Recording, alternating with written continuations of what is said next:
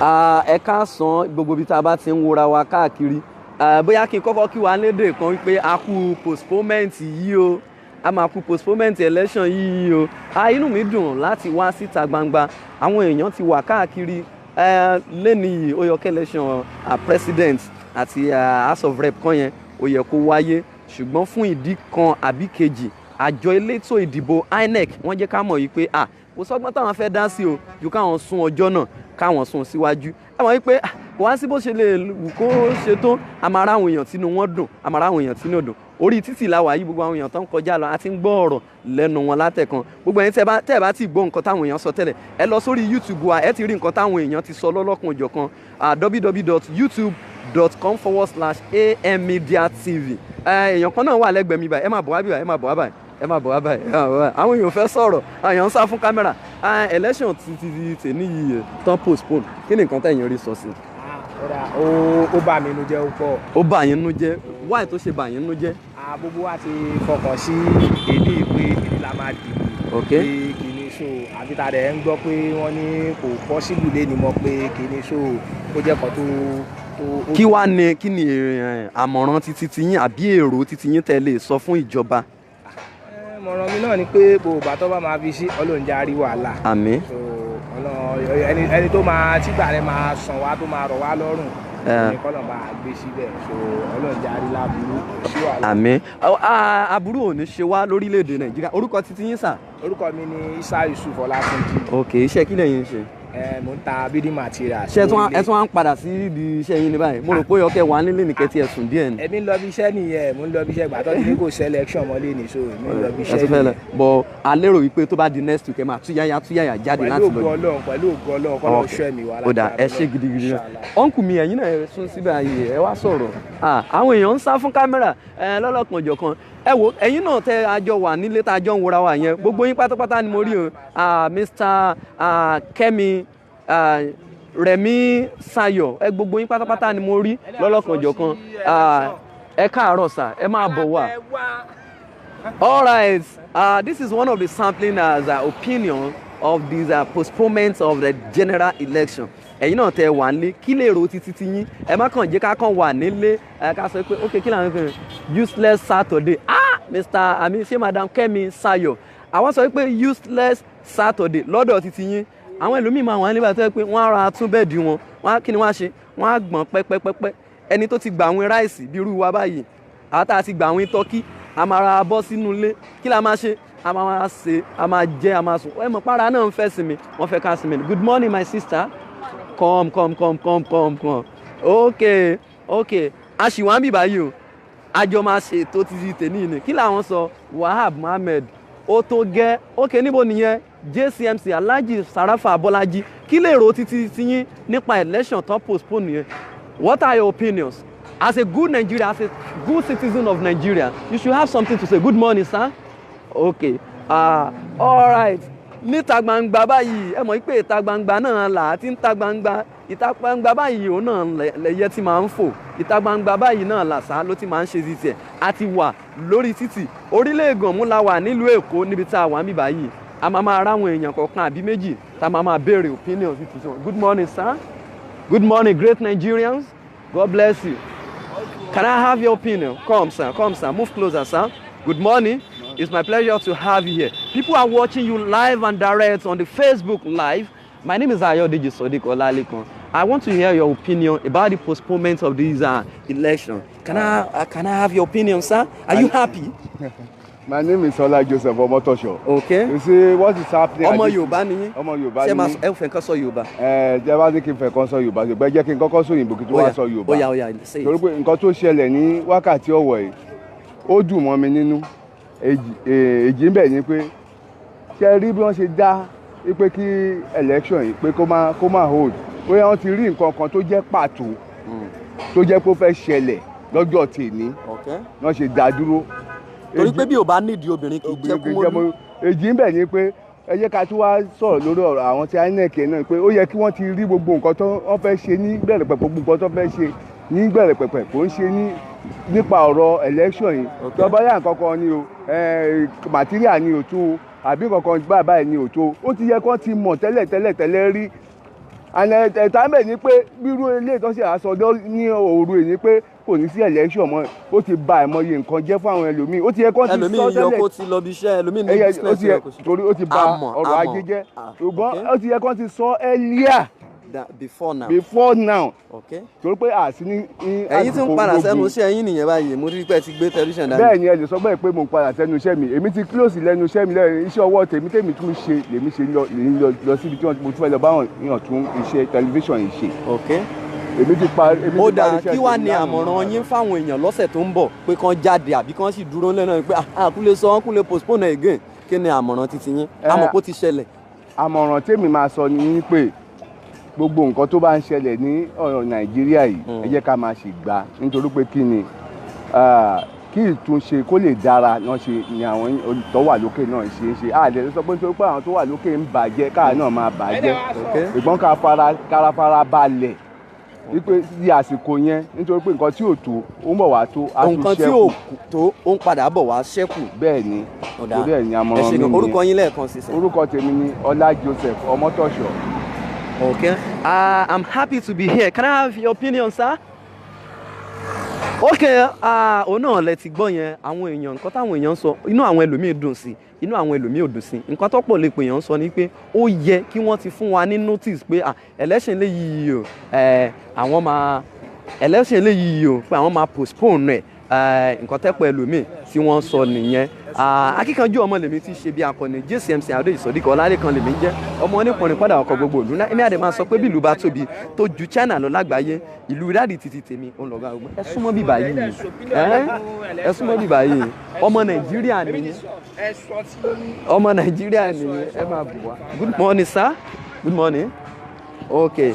Bó ṣe ń lọ òun náà ni àti gbọ́ yẹn ẹ bá wa sọ ìbọn ọmọ Nàìjíríà nìyí kí ni èrò titi yín nípa election tán postpone yìí kí lè èrò titi yín kí làmọ̀ràn tẹ́ ẹ ní fún ìjọba kò jù bẹ́ẹ̀ lọ.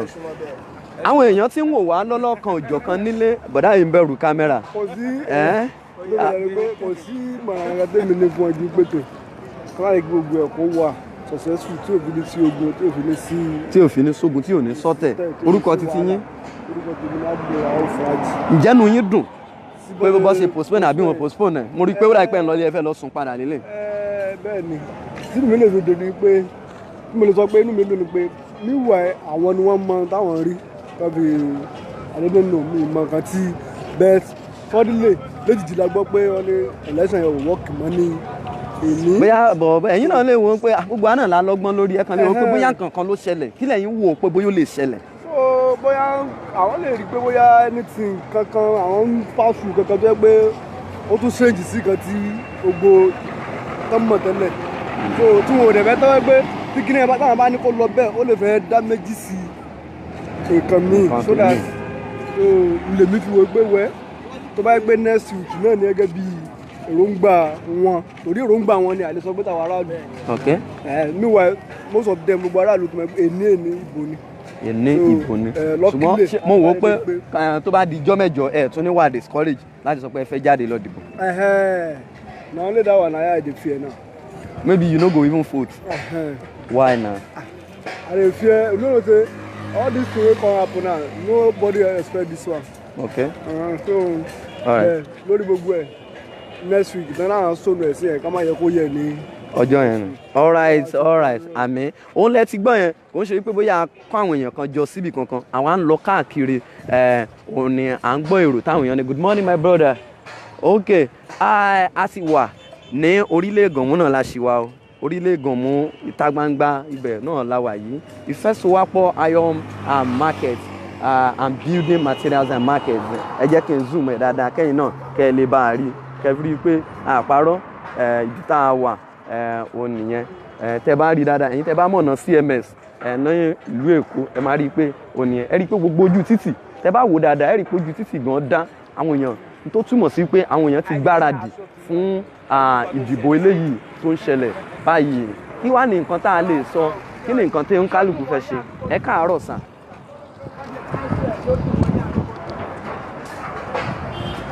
èèyàn kan náà ti tún wà lẹ́gbẹ̀ẹ́ mi bí báyìí ọkùnrin akúrí mi lè sọ pé ẹkúrú yẹjọ́ torí pé dájú adọ́gba jálẹ̀ bí ìrù ẹ̀sìn. Orúkọ mi ni Ọládàpọ̀ Ìgbòoyè. ok inú mi dùn láti wà pẹ̀lú yín ó yọ ká selection ìdìbò lénìí ṣùgbọ́n wọ́n sún ọjọ́ náà wọ́n sún síwájú kí lè rò títí yín. Àkọ́kọ́ náà ìgbà tí mo jí ń dájí ni mo gbọ́ pé wọ́n ti sún election. inú ìwé ìròyìn wo lẹ ti kà á.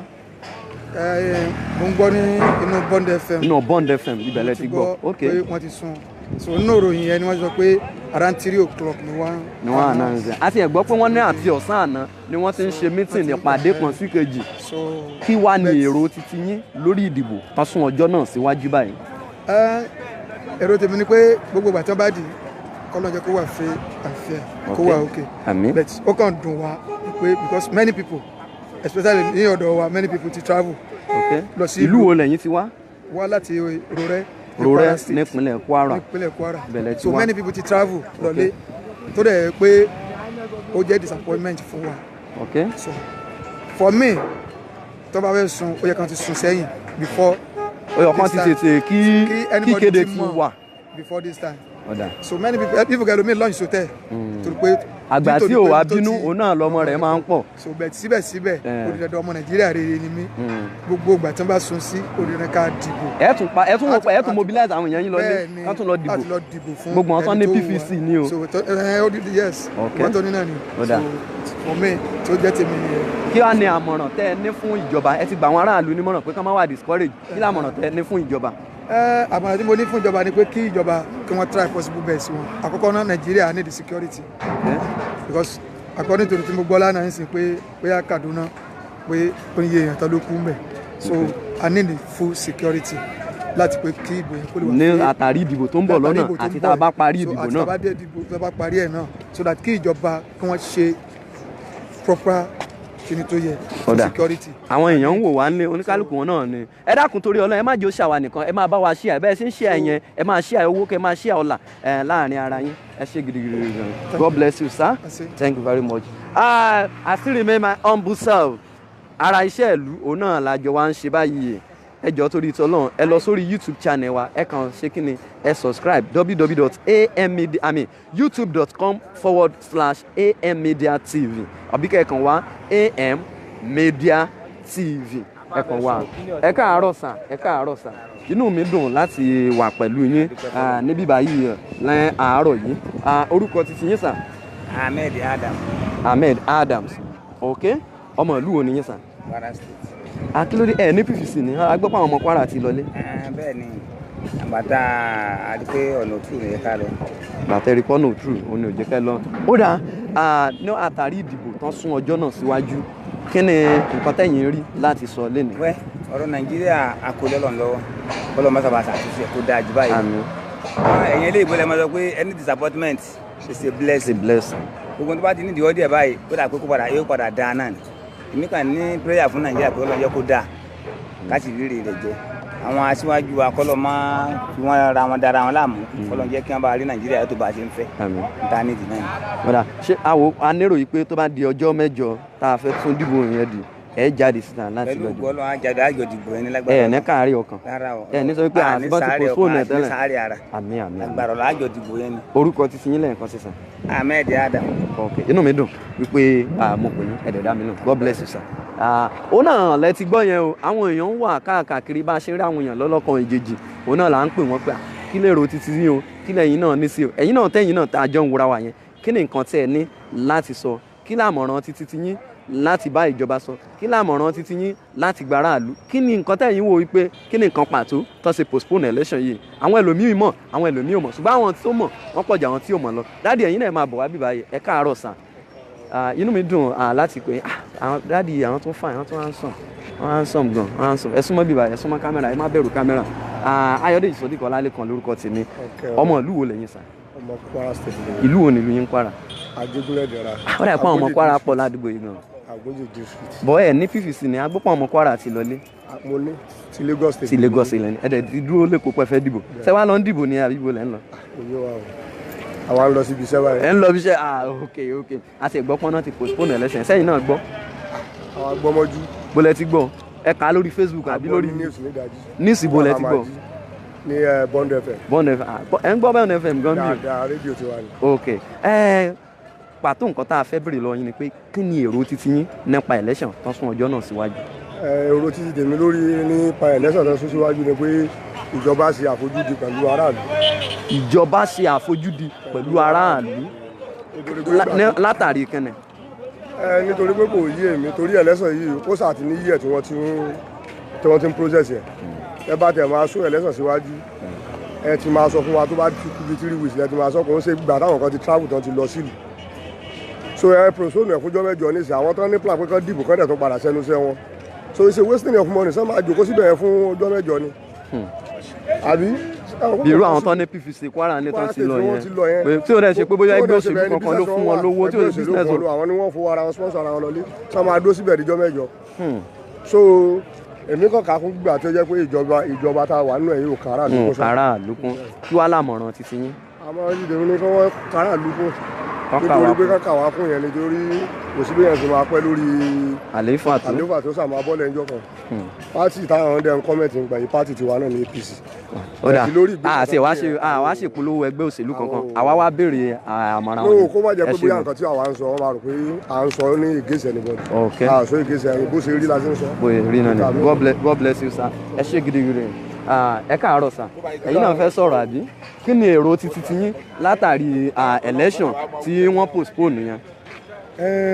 ẹ ṣe gan gbogbo wa ọmọ Nàìjíríà náà ni wa. ọmọ Nàìjíríà ni gbogbo wa.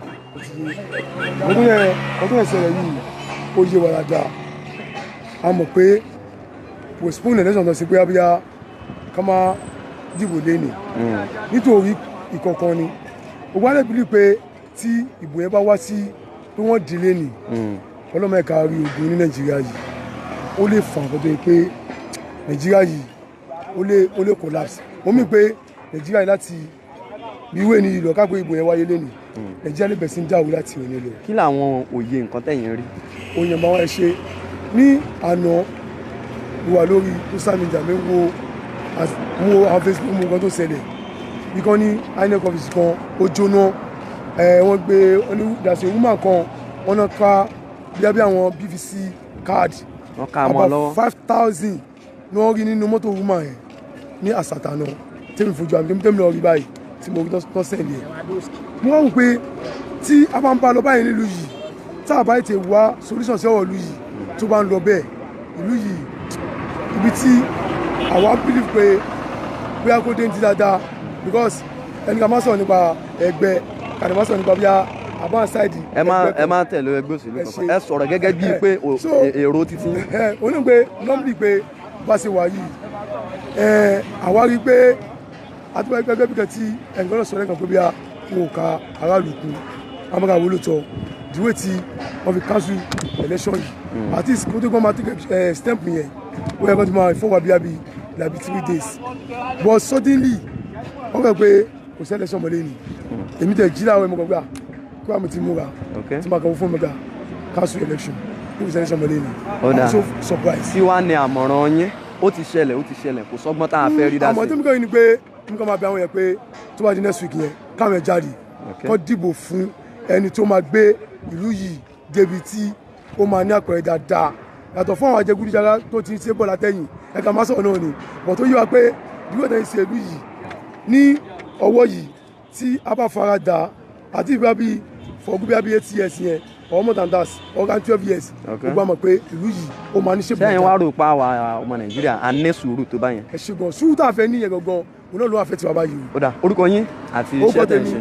Wàsíù Adéfúlá ló kọ́ tèmi iṣẹ́ kílẹ̀ ń ṣe. mo tàyà ní sọ̀rin lèmi wà nínú ìtajà. ó dà ẹ ṣe gidi gan. Mr. Man ẹ káàárọ̀ sà ẹ kú ojúmọ́ orúkọ titi yín sà. Stephen Ọláluwàgúnrẹ́. ẹ fèsì kámẹ́rà ẹ má jọ máa bù yín jẹ. Stephen Ọláluwàgúnrẹ́. ok kí ni èrò titi yín látàrí ìdìbò àti wọ́n postpone. nǹkan tí mo rí nípa ọ̀rọ̀ ẹlẹ́yọ̀ tó postpone ni is an incompetent. Alex yamma ẹ̀ kò mọ nǹkan tó ń ṣe. kò mọ nǹkan tó ń ṣe ẹ̀yin lẹ sọ o. mo sọ because tó wọ́n jẹ́ ọ̀rọ̀ àwọn nǹkan tó ṣe wọ́n ti mú date ọmọ àtẹ̀lẹ́yọ̀ for the past 3 months. Now whatever preparation they want to say, we are going to say before then. And you can't just take us for granted. I'm on Nigeria. Now today is supposed to be a worker on this one. we work from Monday to Saturday. Okay. Now I want to enter useless for wa. Okay. Because tó yẹ tó happen lẹ́ni a lot of things èèyàn lè make ẹ̀ lẹ́ni. Tí o bá wà ní lẹ́ni o lè eat anything. You can become an anything. But now why the opportunity of ìsìnwó ewo náà jà náà yà shut down. Tani pé mo yẹ tẹ́lẹ̀ mo yẹ tí wọ́n ti make. But kò sí opportunity ẹ̀ mọ́ fún mi torí pé àfẹ́ dìbò. Lẹ́yìn kẹ́ padà sílé kẹ́ lọ sùn náà ni ọkùnrin sinmi ni ara náà fẹ́ sinmi. Láàrin ẹ̀yin tẹ́ mọ̀ pé postpone kan at least 5 days 4 days a week. Ó yẹ kẹ́ mọ̀ pé gbogbo àwọn nǹkan tẹ́ ní kò tó láti ìgbáradì sílẹ̀ yín ò tó. Ó yẹ kẹ́ ti ṣe nǹkan kẹ́ ti àná sí. Wọ́n ní ọkàn títí yín lérò sí ni pé INEC chairman yẹn is not is an incompetent. If you are an advanced country ni wọ́n advise pé kó lọ resign. Tí wọ́n bá ti advise ó likely kan fún un gan ní ìwé àbí. To me right tó bá ní kí n wo ó yẹ kó resign kò mọ̀ nǹkan tó ń ṣe kó he doesn't know what he's paying for. Okay. Ẹ ṣé gan sir. Dádì ẹ̀yin náà ti wà níbí wa ẹ káàárọ̀ sir. Ẹ má pè mo bá yín lóye mo sọ̀yájú. Kí ni nǹkan tẹ̀yin rí sọ sí nǹkan tó ṣẹlẹ̀ ní èní yìí lórílẹ̀‐èdè wa Nàìjíríà? Alhamdulillah, mi dúpẹ́ lọ́dọ̀ fún nǹkan tó ṣẹlẹ̀ lẹ́nu yìí. Inú yín dùn? Inú mi dùn gan. Àwọn èèyàn míì ti ń sọ látẹ̀kan pé inú àwọn ò dùn. Torí pé kí inú mi fi dùn pé ní tí wọ́n fẹ́ ṣe Ọlọ́run gbé wa jù wọ́n lọ ló jẹ́ kí wọ́n má rí nǹkan yẹn ṣe. Tí INEC bá ní kò ń ṣe pé ní kí wọ́n dìbò yìí lẹ́nu òkú máa sùn púpọ̀ jù. Wàhálà máa ṣẹlẹ̀. Torí àti ń gbọ́ mẹ́ni pé ní state mi ti dìbò gan kalẹ̀. Tẹ́nibọ̀dù tí àti INEC kò tí ì sọ pé ní ká máa dìbò. Láti dìbò láago kan dìbò láago méjì òru. Tó yẹ kó rí bẹ́ẹ̀ èrú ni a fẹ́ lò yẹn náà.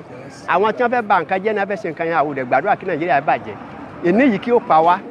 Èní yìí kí ó la gbogbo wa. Èní yìí ó dùn mọ́ tá a lọ bẹ̀rẹ̀ ká mi. Kó kálukú padà sílé sáàyè rẹ̀. Gbogbo ìgbà tí Nàìjíríà bá bọ́ sí rọrùn. Ọlọ́run jẹ́ kí gbòyìn bọ́ sí. Orúkọ yín sà? Orúkọ mi ni Ràmí Ọmọ́táyọ̀. Inú mi dùn wípé ẹ ti ẹ̀ sọ̀rọ̀ dáadáa. Àfà ẹ̀yin náà máa bọ̀ wájú àyíṣà ẹ wá bá àwọn ará àdúgbò sọ̀rọ̀. Àwọn èèyàn ń wò wá gan, wọ́n ń wò wá nílé, everybody ń wò wá oníkálukú náà dẹ̀ ló lérò ti tiẹ̀ láti sọ. Salamu alaikum sà.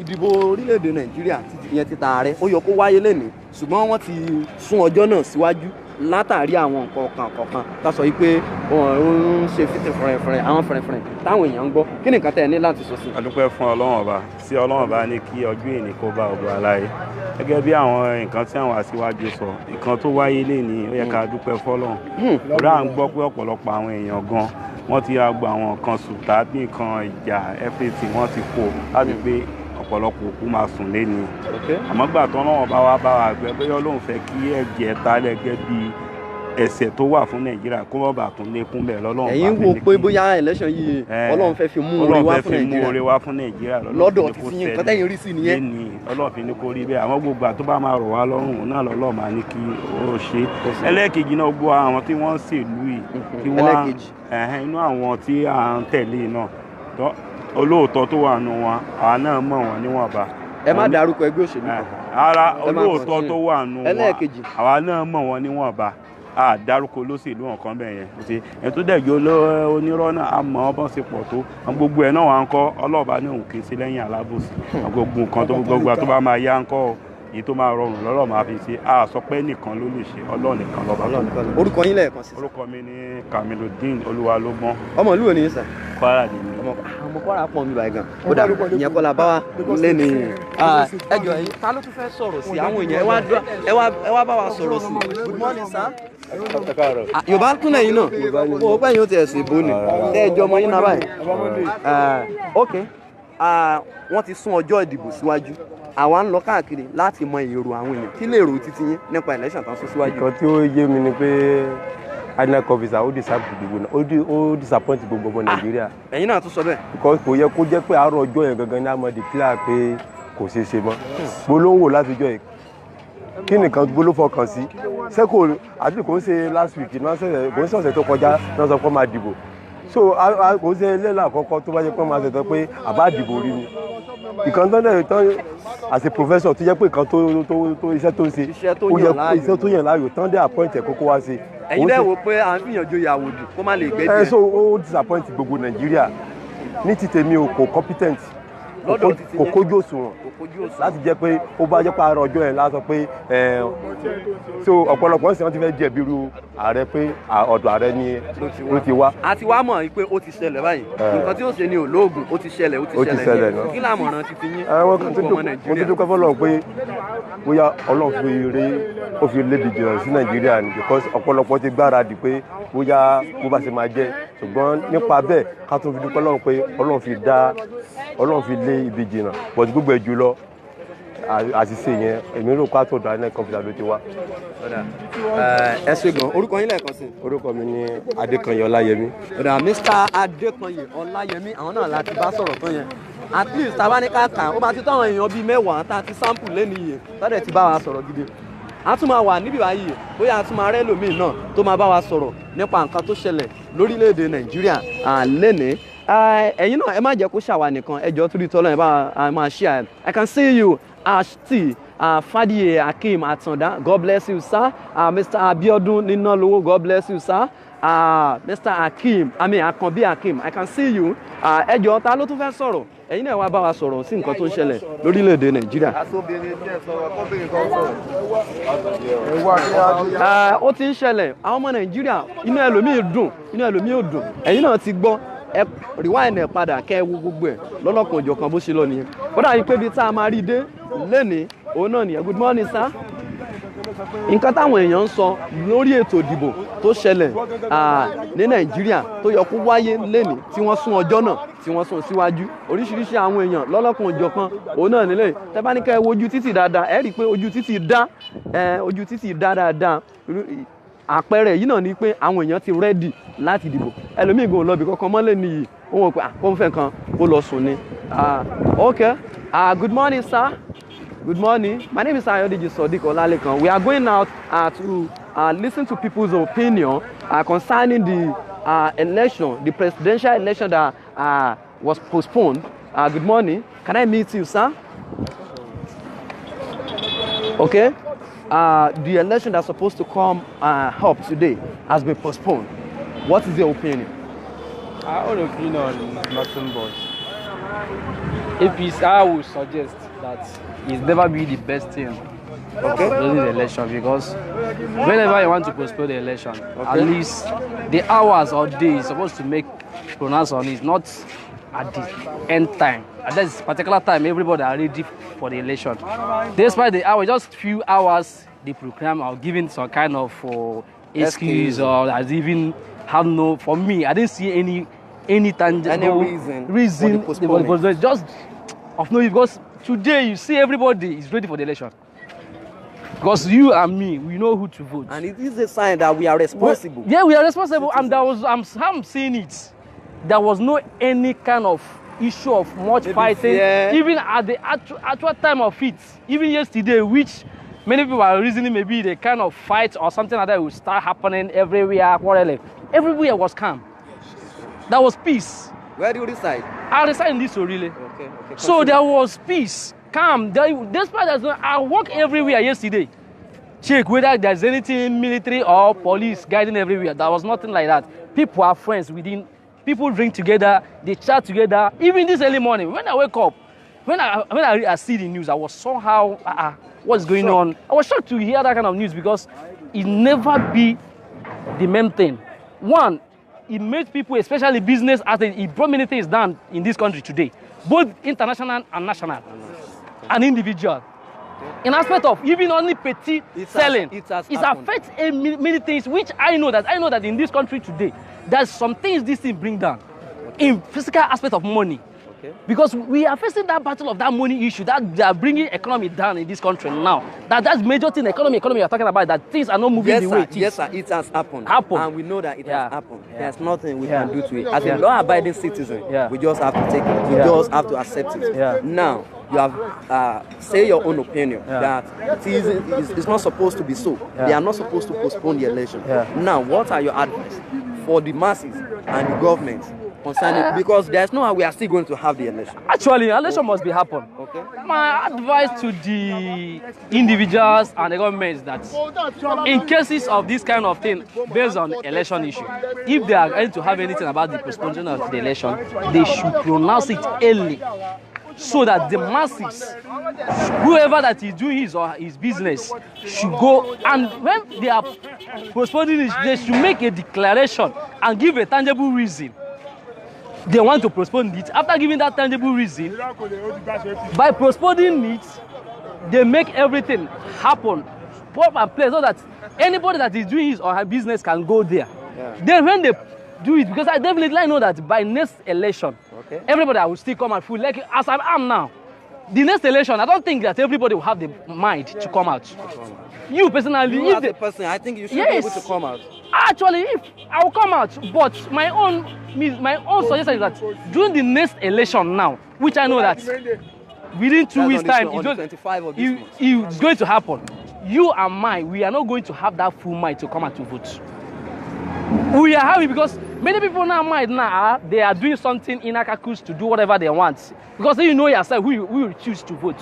I cannot choose for you. You are elder person. For the fact that you are above the PVC, you have gotten it. Right. You have your power to do whatever. Thank you. So whatever they want to do, they should not take out for granted as if we masses and individual, we are nothing. It doesn't work that way. So let's talk about something. Let's just talk about something, and whatever they want to do, they should do it at least. Let them give the masses the respect because we are the one to vote them in. Okay, thank you. I appreciate you. No problem. I appreciate your attention. Your name once again? What you call the Christian? Okay, I'm JCMC Adeji Sadiq. You can log into JCMC official at JCMC official to watch this particular episode. You can go to our YouTube channel youtube.com/AM Media TV. AM Media TV. Okay. Thank you very much. God bless you. You have anything to say, madam? All right. Ó náà let's gbọ́ lọ́lọ́kan òjọ̀kan bá a ṣe rẹ́ Yorùbá náà làárọ̀ ọmọ Ìgbò. Oníkálùkù náà ló sọ òun títí wọn wípé ẹlòmíín sọ pé inú àwọn dùn, ẹlòmíín sọ pé inú àwọn ò dùn. Ṣùgbọ́n bó bá ṣe wù kó lọ, ẹ jẹ́ kí àwa ọmọ Nàìjíríà ẹ jẹ́ ká gbìyànjú láti rí wípé a jẹ́ ẹni tí ó máa pa òfin mọ́. Ẹ má jẹ́ ká lòdì sófin, ẹ má jẹ́ ká tako òfin. Ẹ jọ̀ọ́ torí títọ́ náà ọmọ Nàìjíríà ẹ jẹ́ ká ṣe dáadáa. Bàbá ẹ káàárọ̀ sà. Nípa election tí wọ́n sún wọn jù ẹ̀ síwájú yìí, kí ni nǹkan tí ẹ̀yin rí sọ sí? Ó dùn mí jù. Ó dùn yín? Kí ni ìdí tó fi dùn yín? Ẹ ṣe torí pé ẹ jẹ́ ká fojú wo àwọn èèyàn láti bóyá Àbújá wá sí Èkó transport pé àfẹ́ wá ṣe election. Ẹ wo táyà ọ̀rọ̀ kọ̀ọ̀kan láti alẹ́ àti ra nǹkan ọbẹ̀. A rí páwọn èèyàn ń pariwo pé àwọn míì wá láti ibì kan láti ibì kan. Ṣé ẹlòmíì náà kàn wá ṣe fàájì náà? Wá ṣe fàájì kò dáa bẹ́ẹ̀. Ẹ máa gbọ́ kò wá ṣe fàájì tó lọ lókè tó lọ káàkiri. Ẹ mọ̀ pé ẹlẹ́sàn ò ń ṣeré Nàìjíríà. Àdẹ̀sẹ̀ dáyé. Èmi kàn mọ̀ pé gbogbo wa á fẹ́ akọ̀ citizen Nàìjíríà la jẹ́. Citizen Nàìjíríà dẹ̀ lẹ́tọ̀ọ́ àti sọ ohun tó bá fẹ́. Kò ẹ̀yìn ikú náà á kó mẹ́jọ kan ni. Ṣùgbọ́n n tó ń ṣẹlẹ̀ Nàìjíríà báyìí ò dáa. Kò yẹ ká cancel election yìí. Ó kújọ́ mẹ́ta kó kú ọ̀tún ló kújọ́ mẹ́rin lẹ́ẹ̀kan sọ pé kò lè ṣeé ṣe mọ́ o. Anybody ó ti mọ̀. Jonathan ṣẹlẹ̀ Jonathan ṣe náà. Kí wá ní àmọ̀ràn títí yín fún àwa ọmọ orílẹ̀-èdè Nàìjíríà? Àmọ̀ràn wa ni pé mo fẹ́ lọ́ọ́ bá bẹ ọmọ orílẹ̀-èdè Nàìjíríà. Ẹ má jẹ́ ó sú wa o. Ẹ má jẹ́ ó rẹ̀ wa o. Wọ́n bá ọjọ́ tọ́ sátidé tó kù yìí náà ẹ já ṣe mi ò dárúkọ pátì kan àbàtì ìfẹ́ nù wá ẹ já ṣe. Ìfẹ́ nù wá ẹni ká já ṣe o. Ẹ jẹ́ àrò dáadáa o. Ẹ jẹ́ àrò dáadáa o. Ó ṣẹlẹ̀ o. Ìyí bẹ̀rẹ̀ ìyá olóúnjẹ kan àti wèrè kan. Tí ìyá yẹn ro àmàlà lọ́wọ́ ẹ má bínú o. Ìyá yẹn ro àmàlà lọ́wọ́. Wèrè sọ fún ìyá alámọ̀là pé ìyá alámọ̀là ẹ ta àmàlà fún mi. Ìyá alámọ̀là ní pé àmàlà ẹ lọ wèrè ní ẹ̀rọ dáadáa. Ìyá tún nabọ́ sí wèrè lẹ́ẹ̀kejì, ìyá tún ro àmàlà lọ, ìyá tún fún wèrè sọ fún ìyá pé ẹ̀rọ dáadáa.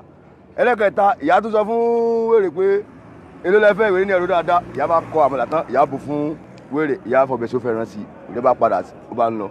Ẹ bá ní kò sanwó, ìyá ní ẹ wá bọ̀ rẹ ṣé mo sọ fún ẹ̀rọ dáadáa àti lọ bọ́ iye ẹ̀sìn lọ́mí làbẹ́ bọ̀ yìí ò kọjá ẹ̀rọ dáadáa o. Kárò dáadáa.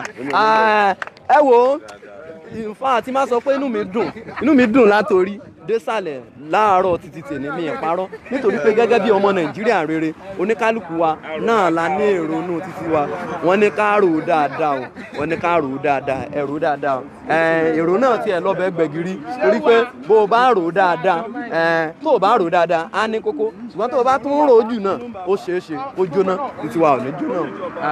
Ìgbà tá a kọ́kọ́ bẹ̀rẹ̀ láàárọ̀ yìí ààrẹ tètè ráwọn èèyàn tètè fẹ́ dá wa lóhùn ṣùgbọ́n báyìí àwọn èèyàn gan ti wá ń pọ̀ àwọn èèyàn ti pọ̀ gan báyìí ṣe ń kọjá lọ́lọ́kan òjọ̀kan lóríṣiríṣi òun náà lára àwọn èèyàn à ń gbọ́ opinion lóríṣiríṣi lọ́lọ́kan òjọ̀kan. Good morning, sir. Good morning. Can I have your opinion concerning the postponement? Okay.